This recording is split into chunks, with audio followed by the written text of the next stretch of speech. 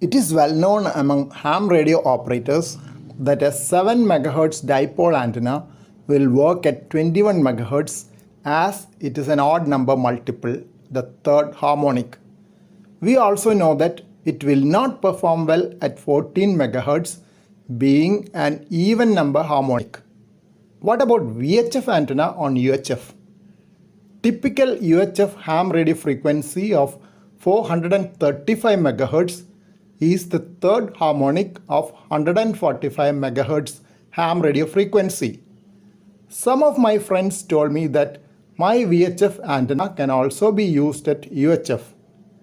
Another friend told me that even though it is third harmonic and SWR will be fine, performance will be poor at UHF.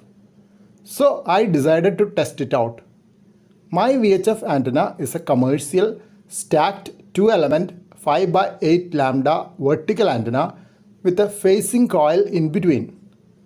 We do not have a UHF repeater in our region, though I can access a few local repeaters on VHF. Went ahead and tested SWR using my cross needle SWR meter on lowest power. It gave an SWR of 1.1:1 on VHF, while there was a sharp rise to 2.25:1 at UHF.